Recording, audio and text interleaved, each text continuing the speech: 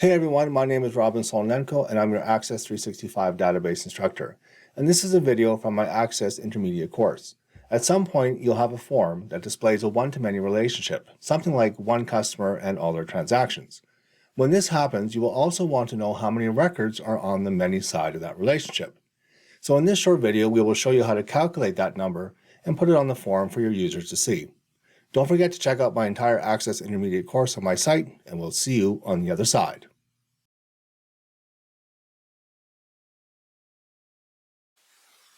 Welcome back, everybody, to this topic where we finally get to discuss counting rows. And I mentioned it earlier, and that's in regards to that navigation selection items at the bottom. So remember, if you open up a particular form, in this case, form officer, I've already turned it off. Where did we leave it on? I think it's on, I'm going to find out where I left it on now. Form tickets. Under form tickets, you can see down the bottom there's 1 of 51 records. And we already showed you how to turn that off. And the question begs, well then, how can I see how many records I have? But we're going to look at it in a different manner and in a one-to-many relationship. So the example I want to show you here, we have to create the form first because we need a subform on this. And we already kind of have one here, cops and tickets, but the problem here is with cops and tickets, this is a data sheet, and what we're going to do has to be on an actual form, not on a data sheet. So let's do this one again with a subform. Go ahead and create a new form wizard, and based on table officer, we're going to take the badge number, first name, last name, and rank. Switch this over to table tickets, and we'll take go ahead and take everything, so all the fields. Next, and it's going to be by table officer. Next, it's going to be this time. It's going to be tabular because we want it to be an actual form, not a data sheet. Next, and we'll call this first form. We'll call it officers and tickets. And we'll call the subform tickets subform 2 because we already have one over here that's attached to cops and tickets. This is going to be officers and tickets. Okay, hit finish and give it a second. There it is.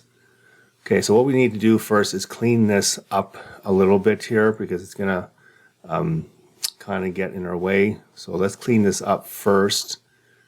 So I'm going to get rid of that label there. I'm going to move this over. And before let me just pull this down a bit, switch this form over. Can you see what I was talking about? This is going to be fairly large. So let's just do some more housekeeping here. I'm just going to shrink this down a bit, size to, I guess we want to go shortest, and this full name can come down a bit. Same with city,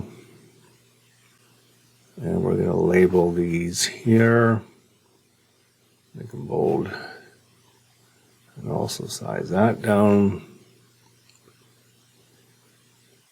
So we have details here. Amount doesn't need to be that big. Do maybe a format size to fit. And I'm just doing some basic coloring, lining things up here just to get things in a little more sense. We can see everything. Okay, let's see how that looks. How are we doing? Oh, we need to pull that in yet. Whoopsie daisy.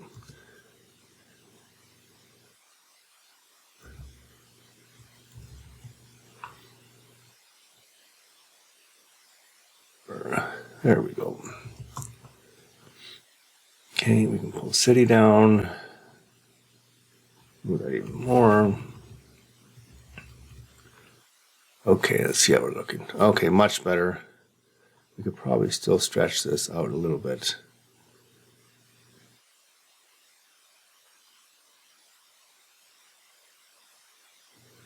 And let's see how we're looking. Okay, much better. Okay, so Remember, this is based on officers and tickets.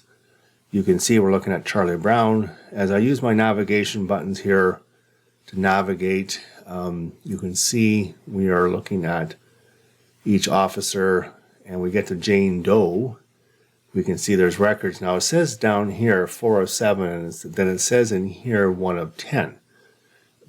So you do have the option of keeping this here, but the discussion earlier was, well, what if I remove that?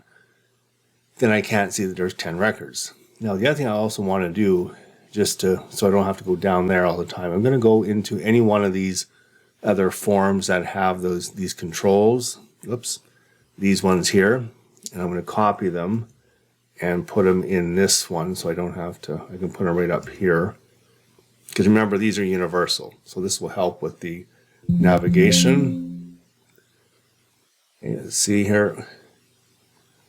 Much better, okay? But these buttons are for the officers, not that, and that's okay. But as we get to navigate each officer, you can see, I know that's there, but what happens when I turn it off?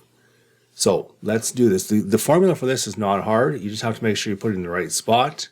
So back in design view, in the sub form, and I'm going to put this in the form header. You can actually bring this up a bit maybe, so it's not such a wide header. Basically create another text box label over here. I'll put it over here. And whoopsie, I don't want the property sheet. The label will be ticket count. And again, I can put some formatting on that. And in the unbound box, and you can size that accordingly, go into its properties. So turn on your property sheet if it's not on already. And on the unbound text box, on the data tab, you're looking at the control source. So remember, the control source is where it's getting its data from. Well, it's not going to be a field, so it's going to be a calculation. So it's a simple one, equals count. We've all done a count function before. Bracket, and then it's going to be square brackets because we're referencing a field, and we just want to count the ticket numbers. Now, as with the expression builder box, it has IntelliSense, so it's basically saying, oh, is this what you want? I can just double click that, it throws it in, and put an ending round on that. And that's all we need to do. And maybe I will make it bold and red, like that. And when I flip it back over, I now get a count of 11 for Donald Duck. And if I navigate to Jane Doe, there's 10. So you can see that 10 over there is matching the 10 down here. John Doe, it's not even, it's a little bit delayed. There it is, 9 and 9. So it's working. It is counting. So the last thing to clean up here is if you want this object here, this where the number sits, that is going to be, I'm going to change it to a back style of transparent. And we can, I wanted to show you something earlier underneath the, where is it here? Data tab, locked, yes. This makes sure nobody can change it. Now, not that they can on this one because it's a calculated field, but remember in the last exercise, our last topic where we moved that 400 back, that it still would be editable. This is how you make sure nobody can edit that particular field, and under no circumstances. In this case, it's generated by calculation. And then I am going to select the form, subform. So remember, this one's a little bit trickier because that's the form. This is the subform. So when you click on this little square here, you see form there. So it doesn't say subform, so you have to make sure it is the subform. It also, you can see here the record source is table tickets, so we know we're on the right one. But now if I go to the format tab, and over here, record selectors, no, and navigation buttons, no. Okay, that's the subform selection. Now when I switch my form over, I navigate, hold on, I might want to do one more thing. Let's stretch this out a bit so we can see a few more records. Okay, so now when I navigate these Donald Duck, I can see all these records, all the tickets that they've written, and there's my ticket count, 11, and we're all happy. The record selectors are gone. So that is how you do counting rows, and the benefit of that once you get rid of your record selectors and all that information on the bottom. Okay, that wraps up that topic. We'll see you in the next one where we look at auto closing forms. See you on the other side.